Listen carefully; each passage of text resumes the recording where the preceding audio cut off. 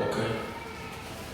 So, today we will discuss over some questions of previous years of medical NEET और हम लोग पहले से भी बहुत सारे क्वेश्चंस को जो है डिस्कशन यहाँ पर लिया है। आज जो रिमेनिंग पोर्शंस कुछ क्वेश्चंस के बचे हैं मैं उनके ऊपर आपको ध्यान दिलाता हूँ। जैसे यहाँ पर आपने दिखा होगा कि इस क्वेश्चन में लिखा हुआ hydrolysis of sucrosis given by the following reaction sucrose plus H2O glucose plus fructose as it is written है। तो आप यहाँ पर इक्विलिब्रियम कांस्टेंट केस दिया हुआ है। यहाँ पर equilibrium constant at 300 kelvin the value of delta G R naught of the reaction is asking question of the question. तो डेल्टा जी आर नॉट अगर आपसे क्वेश्चन पूछा जा रहा है और यहाँ पर इक्विलिब्रियम कांस्टेंट किसी का भी वैल्यू दिया हुआ है तो just it is only the setup कि आप उसको फॉर्मूला में how delta G not related with equilibrium constant आपको उसमें सेट कर देना है। जैसा कि हम लोग और भी जानते हैं इस बात को कि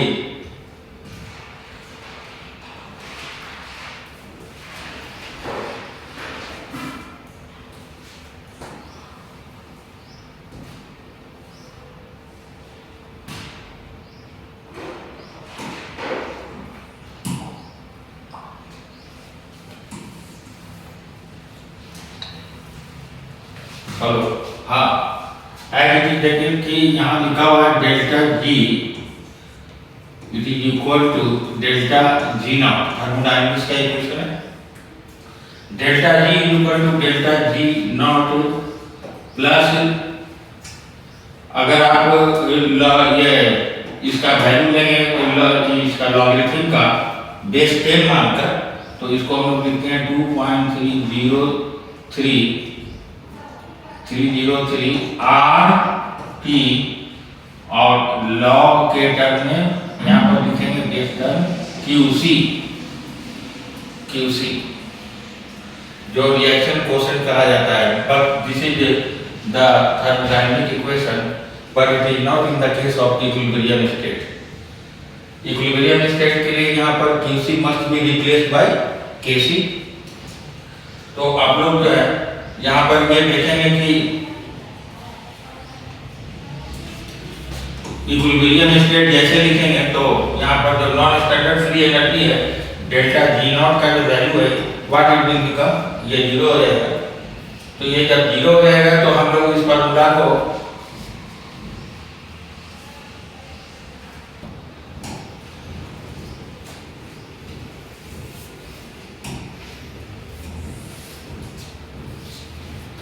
तो डेल्टा टी को जब 0 लिखेंगे तो what will be the formula setup का delta T naught is equal to -2.303 RT log Kc but here the answer is given in term of ln right। तो हम लोग जब जैसे ही यहाँ पर लिखेंगे ln Kc तो ये बेस 10 जो 2.303 है that will be removed from here okay। So now we will set here delta G naught of the reaction is asking portion of the question।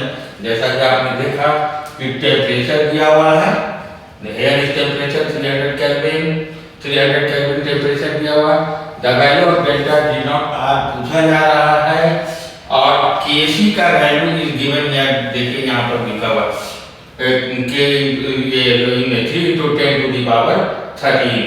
तो what you have to do just put up the all the values to ये 2.303 तो हम लोग हटा ही देंगे यहाँ पर क्योंकि हम लोग ln के टर्म में लिखने जा रहे हैं और ln के टर्म में लिखने जा रहे हैं 2.303 से मल्टीप्लाई नहीं करेंगे।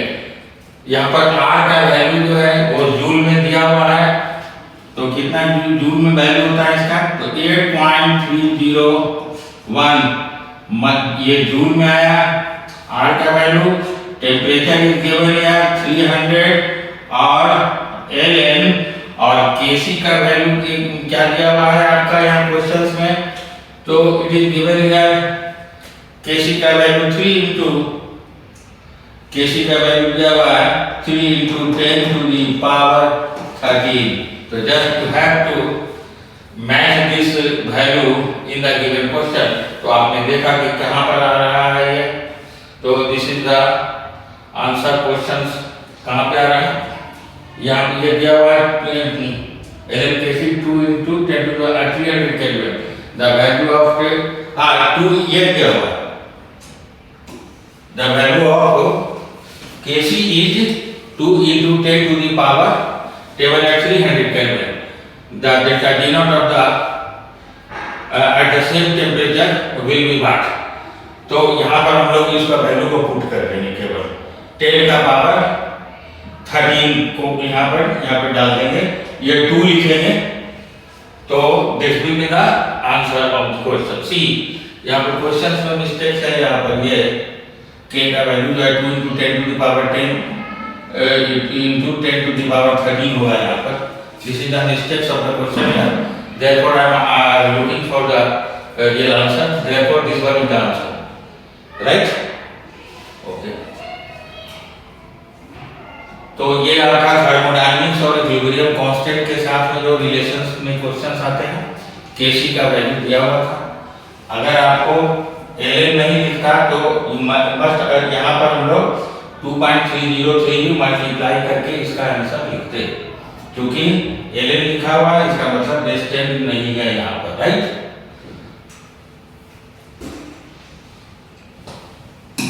Next question we will move. The correct of expansion of an ideal gas under adiabatic condition is free expansion है। तो एक्सपेंशन फ्री का मतलब ये हुआ कि कंडीशन है adiabatic, तो adiabatic में आप लोग को पता है कि व्हाट हैपेंस। तो adiabatic कंडीशन में सिस्टम और सराउंडिंग के बीच में इंटरनल एनर्जी का चेंज नहीं होता है। Neither system leaves the Q, I mean heat loss भी नहीं करेगा, और nor the system absorb energy or heat from the surrounding, therefore exchange of heat is not from place। इसका मतलब ये हो गया कि Q का जो वैल्यू होगा this will becomes equal to 0। और एक्सपेंशन अगर फ्री है, अगर एक्सपेंशन फ्री है तो इसका मतलब है वर्क डन भी क्या होगा, वर्क डन भी 0 होगा, क्योंकि फ्री एक्सपेंशन में आपका at the cost of consumption of energy work done नहीं हो रहा।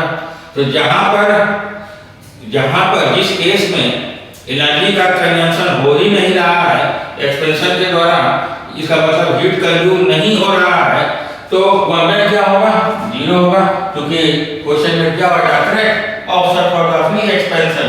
तो फ्री एक्सपेंशन का मतलब ये हुआ कि हियर इज W बिकम 0, तो वर्क डन 0 कहां है, तो ये देखा जाए वर्क डन 0 होगा, और एडियाबेटिक कंडीशन है तो Q का भी वैल्यू क्या होगा, 0 होगा। तो इसका मतलब ये हो गया कि both work done and Q का वैल्यू जो है वो 0 होगा, लेकिन C is the only the option है जिसमें वर्क डन भी 0 है और Q भी 0 है। आप देख सकते हैं यहाँ पर, क्योंकि इसमें इस केस में क्या है, T तो 0 दिया, एडियाबेटिक माना, लेकिन T को 0 से लेस देन कर दिया। अरे 0 से लेस देन कैसे होगा, क्योंकि एनर्जी का जब कंजम्पशन हुआ नहीं तो टेम्परेचर फॉल कैसे होगा, एक्सपेंशन में टेम्परेचर डाउन होता है, यानी कि T का वैल्यू 0 से कम होगा, लेकिन here work done is not performing by the system, therefore the answer will be what, समझ गए आप लोग? तो answer will be C. Okay, that's fine. Now we will move toward the next question. The number of Faraday to produce your calcium chloride,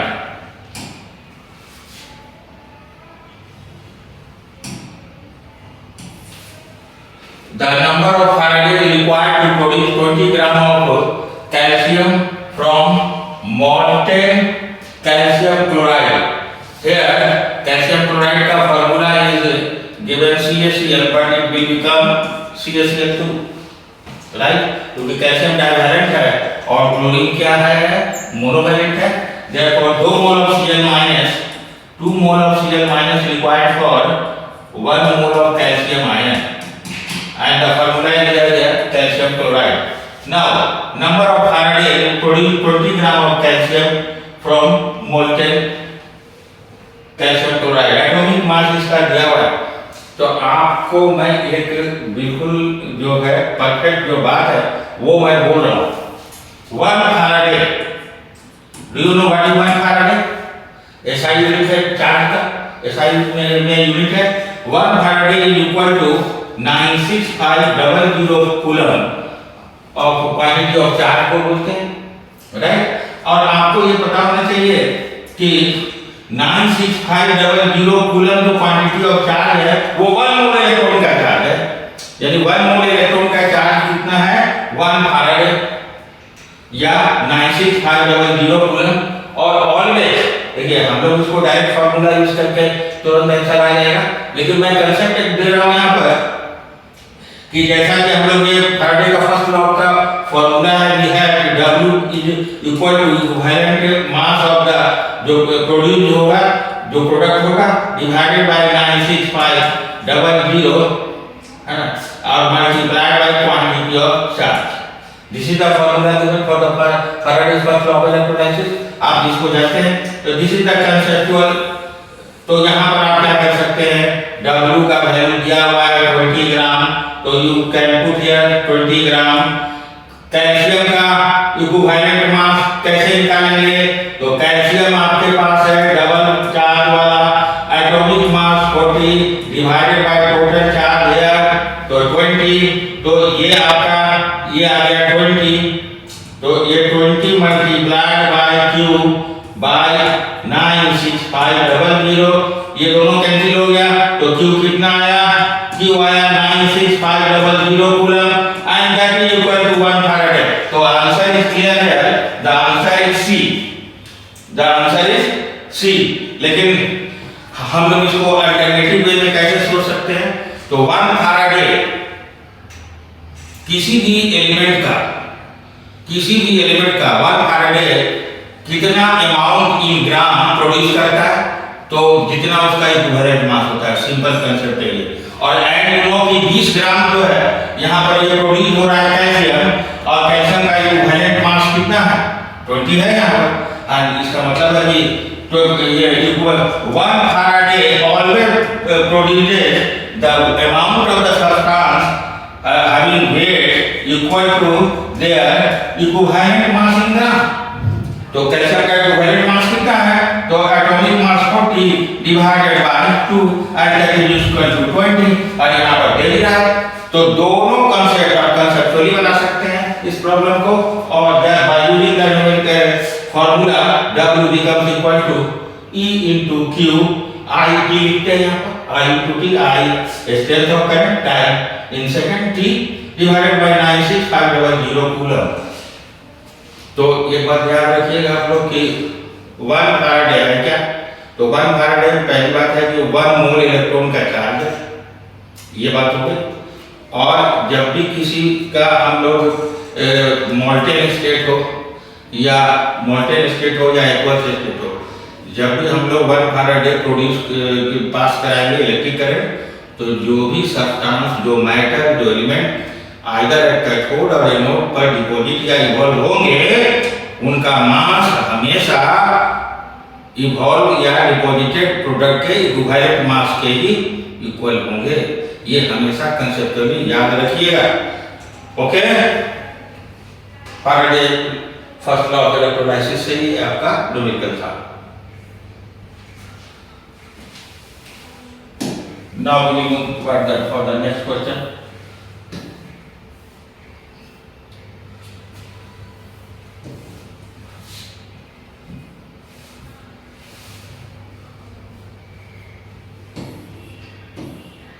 Which of the following has the maximum number of atoms? Very simple question है।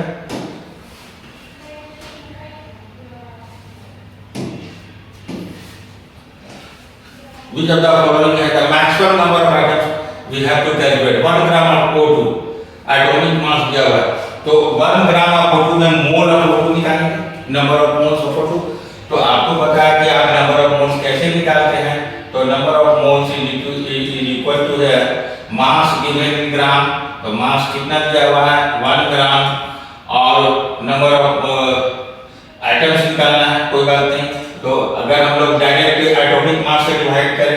तो फिर atomicity से multiply नहीं करना होगा, लेकिन यहाँ 1 ग्राम को O2 दिया हुआ है तो ये लिखेंगे हम लोग क्या 1/32। तो ये हो गया number of mole of oxygen molecule. क्या हो गया? अगर यहाँ पर 16 से डिवाइड भी करेंगे तो डायरेक्ट क्या आ जाएगा? Number of mole of oxygen atom आ जाएगा। Is it clear? हाँ, तो यहाँ पर ये नंबर ऑफ मॉलिक्यूल आया, ऑक्सीजन का मॉलिक्यूल का वैल्यू आया ये, क्योंकि we have divided the given mass of oxygen in gram by its molar mass. Is it clear? Okay, तो अब आप इसको एवोगाड्रो नंबर से अगर मल्टीप्लाई करेंगे तो that is equal to Na, you can write और you may write 6.022 into 10 to the power 23. So this is the number of molecules in oxygen, right? Now the question है कि number of atoms निकालना है, तो इसका oxygen का atomicity कितना है? तो just you have to multiply this by 2, तब जाके नंबर ऑफ मॉलिक्यूल में एटॉमिसिटी से मल्टीप्लाई कर दिया तो ये नंबर ऑफ एटम्स निकल गया। तो फाइनल आंसर इज कितना आया यहाँ पर?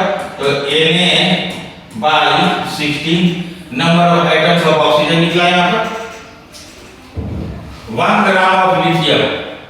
तो 1 gram of lithium for this B, ये तो आपका A के लिए और ये B के लिए जो है 1 ग्राम ऑफ लिथियम, तो 1 इसका एटॉमिक मास लिथियम का क्या है? 7 है। ये number of mole of lithium atom आया, तो इसको मल्टीप्लाई कर देना है Na से, तो नंबर ऑफ एटम्स हो गया, तो इसका वैल्यू हो गया Na/7। मतलब वो क्या है? ऑक्सीजन एटम से ज्यादा ही है, क्योंकि इसका न्यूमरेटर दोनों का सेम है Na, लेकिन डिनोमिनेटर इसका कम है और इसका ज्यादा है, तो ये वाला वैल्यू क्या हुआ? अधिक हुआ, मतलब जो A है ऑप्शन से, right? Now 1 gram of silver, 1 gram of silver का मतलब हुआ क्या कि 1 अपॉन सिल्वर का atomic mass 108 multiplied by Na, ये तो बहुत कम हो गया, इससे भी कम हो गया, right?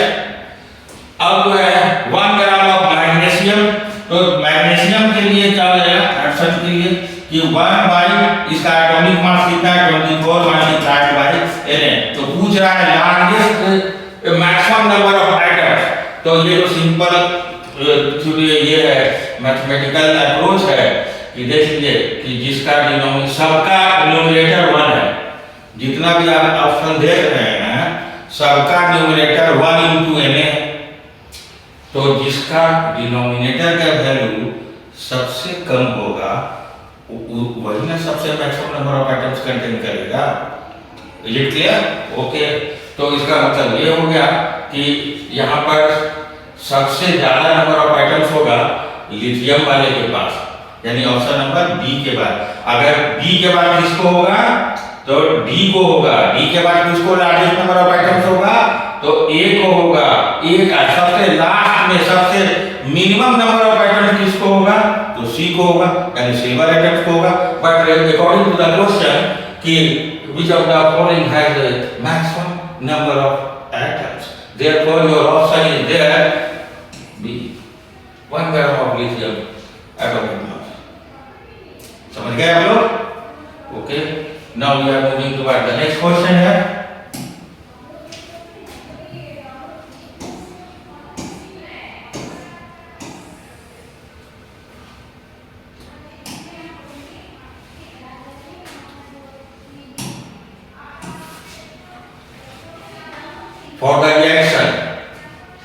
For the reaction 2Cl Cl2, the correct option is जैसा कि आप जान रहे हैं कि इसमें ऑप्शन सेलेक्ट करना है, delta H of the reaction दिया हुआ है और एंट्रोपी चेंज 0 से बड़ा है उसमें दिया हुआ है। तो यहाँ पर आप देखिए कि कितना पार्टिकल का नंबर है? 2 मोल है, गैसियस फेज है, गैसियस फेज है। यहाँ पर भी Cl2 जो है गैसियस फेज में है।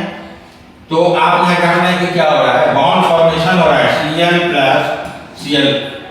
तो आप लोगों को क्या जाके बन रहा है Cl2, और हम लोग केमिकल बॉन्डिंग में पढ़े हैं कि जब भी कोई एटम आपस में केमिकल कभी एटम आपस में कंबाइन जो करता है टू अटेन मॉलिक्यूलर स्टेट और टू बिकम स्टेबल, तो स्टेबिलिटी के लिए क्या करना पड़ता है कि जब एटम का आपस में एसोसिएशन होगा, इट ऑलवेज लूजेज एनर्जी, तो एनर्जी का लॉस होगा, this is the exothermic reaction.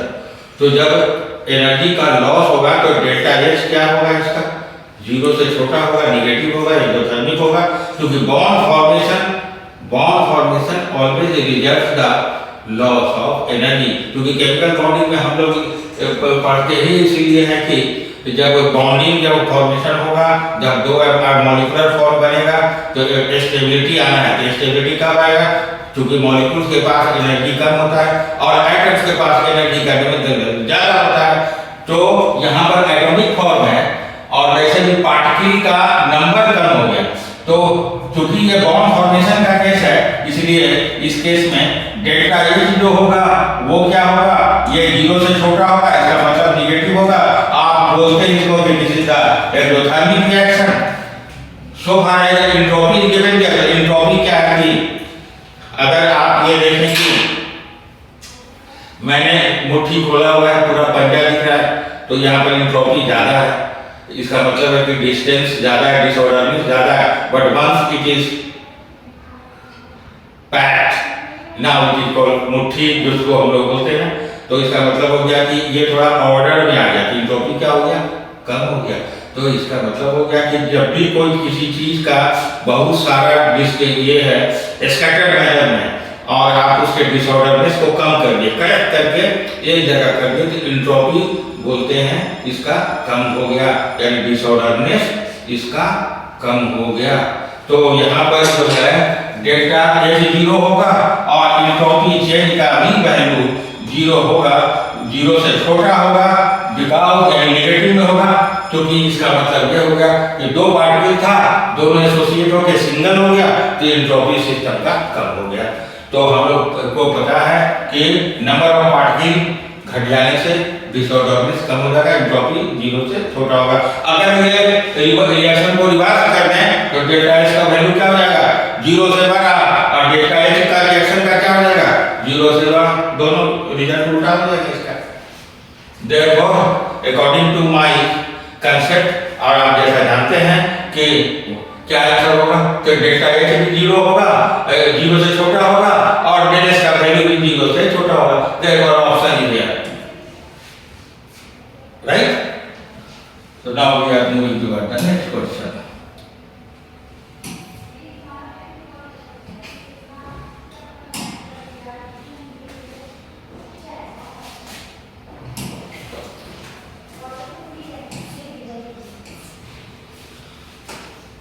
जैसा कि आप लोगों ने इस क्वेश्चन को देखा कि what is the change in oxidation of carbon in the following reaction. तो यहाँ पर कार्बन जो है का ऑक्सीडेशन नंबर देखना है एलएचएस में, और राइट हैंड साइड में भी कार्बन का ही ऑक्सीडेशन नंबर देखना है कि ये कितना है। तो आपको पता है कि कार्बन जो है हाइड्रोजन से ज्यादा इलेक्ट्रोनेगेटिव है, कार्बन हाइड्रोजन से ज्यादा इलेक्ट्रोनेगेटिव है। इसका मतलब ये हो गया कि कार्बन का यहाँ पर जो है, हाइड्रोजन का यहाँ पर जो वैल्यू हम लोग जो लेंगे हाइड्रोजन का, वो क्या लेंगे, +1। तो ऑक्सीडेशन नंबर कैसे निकालते हैं, x प्लस हाइड्रोजन का अगर +1 लेते हैं तो टोटल ऑक्सीडेशन नंबर का सब क्या होगा, x + 4, और क्योंकि कंपाउंड न्यूट्रल है CH4 है, तो having no in charge, therefore sum of total oxidation number, sum of total oxidation number of all the constituent element together is 0 for the neutral molecule। ये हम लोग को आर्बिट्ररी रूल के अनुसार जानते हैं हम लोग। तो x + 0 4 = 0, x becomes -4। लेकिन यहाँ पर क्लोरीन और कार्बन में, तो क्लोरीन का तो आपको पता है कि क्लोरीन जो है कार्बन से ज्यादा इलेक्ट्रोनेगेटिव है ही है, तो यहाँ पर जो है हम लोग लेंगे x। अब क्लोरीन चूंकि ऑक्सीडेशन नंबर इसका -1 होता है, तो therefore we will take x -4 becomes equal to 0 और x का वैल्यू क्या आएगा +4। तो इस केस में कार्बन का कह रहा है कि ऑक्सीडेशन नंबर चेंज कैसे कितना हुआ, तो हम लोग निकालते हैं total change in oxidation number. Total change in oxidation number equal to large oxidation number of the element, large oxidation number of element minus a small value of oxidation number of the same element, of the same element, उसी element का छोटा value. इसका मतलब है कि total change in oxidation number आप कैसे निकालेंगे, तो बड़ा वैल्यू माइनस छोटा वैल्यू। बड़ा वैल्यू यहाँ पर क्या है, तो बड़ा वैल्यू है 4, तो 4 + 4 माइनस छोटा वैल्यू क्या है -4, तो टोटल एक्सचेंज लॉस गेन कितना आया है 8 का। लेकिन इसका मतलब हुआ कि ऑक्सीडेशन नंबर जो चेंज हुआ वो कितना से चेंज हुआ, तो इट चेंजेस फ्रॉम -4, क्योंकि यहाँ पर इस केस में कार्बन के पास जो है माइनस जो है आपका 4 है, तो -4 और यहाँ पर ऑक्सीडेशन नंबर कितना है +4 है, तो -4 से +4 का चेंजिंग हुआ। टोटल नंबर ऑफ इलेक्ट्रॉन का क्या हुआ लॉस कितना हुआ, तो ये हुआ आपका जाकर टोटल 8 इलेक्ट्रॉन्स का हुआ। तो therefore option is there A, it is from